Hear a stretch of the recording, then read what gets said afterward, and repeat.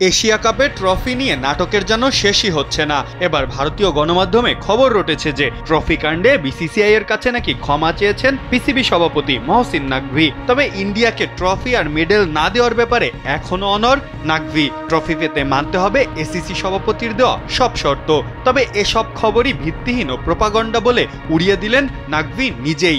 সামাজিক যোগাযোগ মাধ্যমে ভারতীয় গণমাধ্যমের এই নিউজ শেয়ার দিয়ে তিনি লিখেছেন, ভারতীয় মিডিয়া সত্যর উপরে নয় বরং মিথ্যার উপরে ভর করে দাঁড়িয়ে আছে। আমি স্পষ্ট করে বলছি, আমি কোনো অন্যায় করিনি এবং আমি কখনোই বিসিসিআই এর কাছে ক্ষমা চাইনি, ভবিষ্যতেও চাইবো না। এই বানোয়াট বাজে কথাগুলো শুধুই সস্তা প্রোপাগান্ডা, যার উদ্দেশ্য কেবল তাদের নিজেদের মানুষকেই বিভ্রান্ত করা। দুর্ভাগ্যবশত ভারত ক্রিকেটের মাঝেও রাজনীতি টেনে এনে খেলাটার স্পিরিটটাই নষ্ট করে দিচ্ছে। এসিসি সভাপতি হিসেবে আমি সেদিনই ট্রফি হস্তান্তর করতে প্রস্তুত ছিলাম, এখনো প্রস্তুত আছি। ভারত যদি সত্যি ট্রফি নিতে চায় তবে তারা এসিসি অফিসে এসে আমার কাছ থেকে এটি নিয়ে যেতে পারে।